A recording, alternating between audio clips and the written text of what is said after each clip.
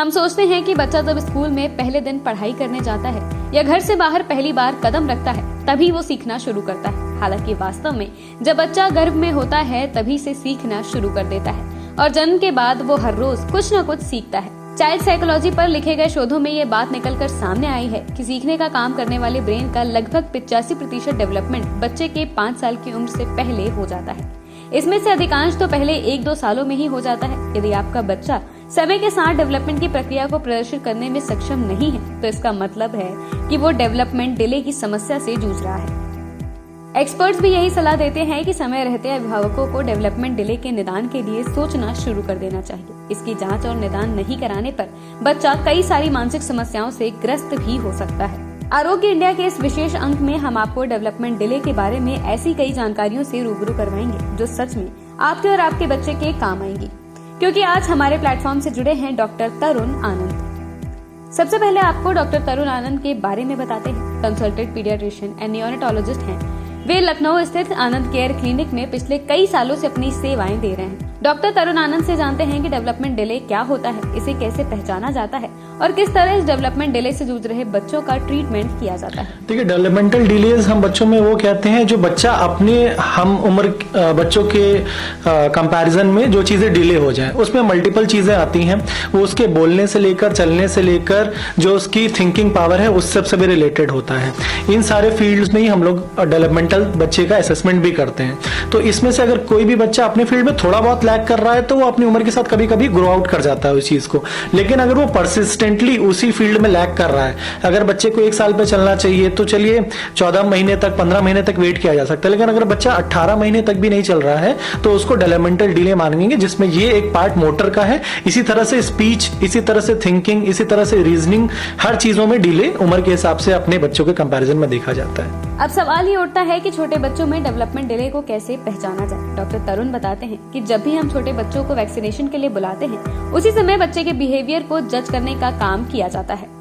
जब भी हम वैक्सीनेशन के लिए कॉल अप करते हैं बच्चों को, उसी समय उसके माइलस्टोन्स, उसकी ग्रोथ को भी जज करते हैं। कई पेरेंट्स को लगता है ग्रोथ सिर्फ वजन कराने की चीज है, तो ग्रोथ सिर्फ वजन नहीं। हम जब उसको रूटीन वैक्सीनेशंस में बुलाते हैं तो वजन के साथ साथ बच्चे की लंबाई, बच्चे का हेड सर्कमफेरेंस, बच्चे का जो माइलस्टोन है, बच्चा 2 महीने पे अपनी माँ से आंख मिला रहा है कि नहीं, स्माइल बैक कर रहा है कि नहीं। इसी तरह से अगर बच्चा 3 महीने का है तो गर्दन संभाल पा रहा है कि नहीं, 6 महीने का है तो बेड पे रोल कर पा रहा है कि नहीं, 8 महीने का है तो बिना सपोर्ट के बैठ पा रहा है कि नहीं। ये सारी चीजें हम लोग ग्रेजुअली बच्चों में एसेस करते जाते हैं उम्र के साथ साथ, और कंपेयर करते जाते हैं कि बच्चे में कितना डिले है। अगर वो कुछ महीने तक डिले है तब तक तो हम लोग वेट एंड वॉच करते हैं, लेकिन अगर सिग्निफिकेंटली महीने बीत गए फिर भी ग्रो आउट नहीं कर रहा तो उसको डेवलपमेंटल डिले मानते हैं। डॉक्टर तरुण आनंद ने यह भी क्लियर किया है कि आखिर किन बच्चों में डेवलपमेंट डिले की समस्या देखी जाती है। आप भी जान लीजिए। देखिए, पहली चीज तो ये कि डेवलपमेंटल डिलेज होते किन बच्चों में, ज्यादा संभावना किसमें है, उसी समय स्क्रीन कर लेना चाहिए इनिशियल फेज ऑफ लाइफ में ही।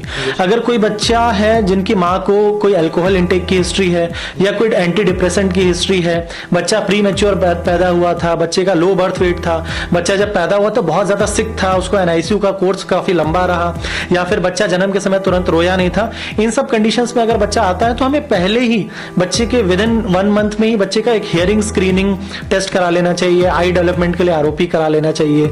अगर किसी बच्चे में ये सब हिस्ट्री नहीं है या मिस आउट हो जाता है तो जब हम ओपीडी एज अ पीडियाट्रिशियन उसको चेक करते हैं कि हाँ बच्चे में डिले आना स्टार्ट हो गया है, डेवलपमेंटल डिले के ग्रुप में आ गया है, तो हम उनको इंटरवेंशन अलग अलग प्रोवाइड करने के लिए जो स्पेशलिस्ट हैं उनके पास भेजते हैं। तो जिस एरिया में भी वो लैग कर रहा है, जैसे स्पीच एरिया में लैग कर रहा है तो स्पीच थेरेपिस्ट का अर्ली इंटरवेंशन, अगर वो चलने में या फिर किसी चीज को होल्ड करने में डिले कर रहा है, नेक होल्डिंग डिले कर रहा है तो फिजियोथेरेपिस्ट को रिफर करके इंटरवेंशन लेना।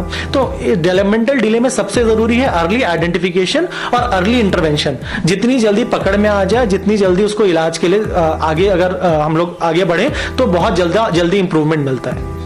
जो बच्चे डेवलपमेंट डिले की समस्या से जूझ रहे हैं उनके अभिभावकों को भी डॉक्टर तरुण आनंद ने एक संदेश दिया है, आप भी सुनिए। कहना चाहूंगा कि हाई रिस्क बच्चे अगर हैं तो अपने पीडियाट्रिशियन से संपर्क करके जन्म के बाद ही उनसे फॉलोअप के लिए बोले कि मेरे बच्चे की क्या क्या स्क्रीनिंग जरूरी है, आप मुझे बता दीजिए। अगर आपका बच्चा नॉर्मली पैदा हुआ, उसको डेवलपमेंटल डिले कुछ आपको इनिशियली नहीं फील हो रहा, तो आप उसी पीडियाट्रिशियन से संपर्क करें जो उसका ग्रोथ इवैल्यूएशन पूरी तरह करता हो। सिर्फ वजन कराने को और सिर्फ वैक्सीन लगा देने को, सिर्फ बीमारी को देख लेने से काम नहीं चलेगा। बच्चा जब भी आपके प्राइमरी केयर गिवर या डॉक्टर के पास जाए तो अपने डॉक्टर से जरूर पूछे कि मेरे बच्चे को पूरी तरह इवैल्यूएट कर लीजिए कि कहीं उसको कोई डेवलपमेंटल डिले तो नहीं है। तो पेरेंट्स को हमेशा सजग रहना है, अपने आप को भी आइडेंटिफिकेशन के लिए रेडी रखना है, और जब भी डॉक्टर के पास किसी भी विजिट के लिए जाए, खासकर वैक्सीनेशन के लिए, उस समय डेवलपमेंटल असेसमेंट जरूर कराएं।